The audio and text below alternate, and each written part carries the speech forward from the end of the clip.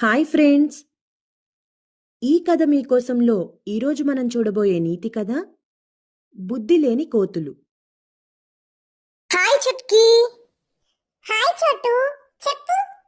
ఏం లేదు చుట్కీ, మన ఈ కథ మీకోసం వాళ్ళు కథలు పెట్టడానికి ఎంత కష్టపడుతున్నారు.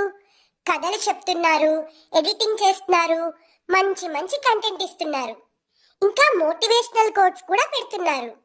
అవును చోటు, మరి సబ్స్క్రైబర్స్ ఎందుకు చుట్కీ ఇంత తక్కువ ఉన్నారు వీళ్ళకి? ఫ్రెండ్స్, మరి మీరు కూడా వీళ్ళకి సపోర్ట్ చేయండి. లైక్ చేయండి, షేర్ చేయండి, కామెంట్ చేయండి, సబ్స్క్రైబ్ చేయండి, మర్చిపోకుండా బెల్లును కూడా క్లిక్ చేయండి. సరేనా చుట్కీ, ఇక మనం వెళ్దామా?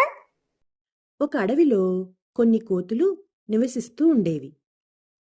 అది వేసవికాలం కావటంతో అడవిలోని చెరువులు, నీటి కాలువలు అన్నీ పూర్తిగా ఎండిపోయాయి. అయితే ఒకరోజు ఆ కోతులకి విపరీతమైన దాహం వేసింది. అవి నీటి కోసం వెతుకుతూ అడవంతా తిరిగాయి. అలా తిరుగుతూ తిరుగుతూ అడవిని దాటాయి.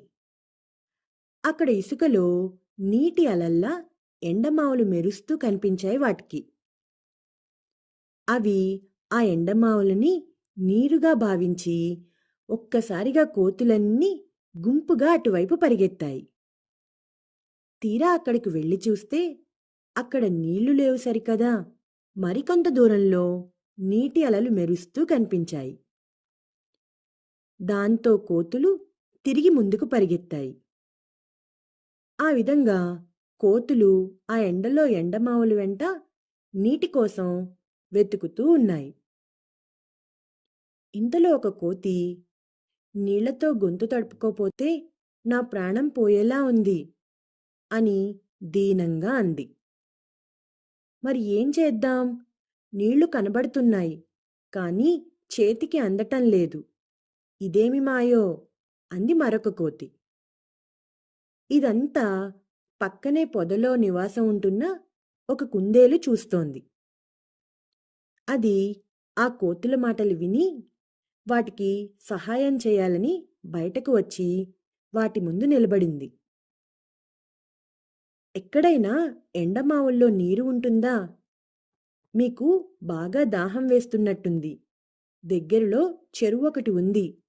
అక్కడికి వెళ్ళి మీ దాహం తీర్చుకోండి అని కోతులతో చెప్పింది. ఇది విని కోతులకు చాలా కోపం వచ్చింది. మేం తెలివి తక్కువ వాళ్ళమా అంటూ ఒక కోతి ఆ కుందేలు పైకి దూకి దాని మెడ గట్టిగా పట్టుకుంది. పాపం ఆ కుందేలు, నేను చెప్పేది నిజం, నా మాటలు నమ్మండి అని భయంగా అరిచింది. ఆ కోతి కుందేలును బలంగా నేలకేసి కొట్టింది. పాపం ఆ దెబ్బతో కీచుగా అరుస్తూ కుందేలు కాస్త ప్రాణం వదిలేసింది. పాపం ఆ బుద్ధిలేని కోతులకి హితవు చెప్పబోతే ఆ కోతులు ఆ కుందేలు ప్రాణం తీశాయి. ఈ కథ మీకోసంలో ఈ కథ మీకు నచ్చిందా పిల్లలు? నచ్చినట్టయితే లైక్ చేయండి, షేర్ చేయండి, కామెంట్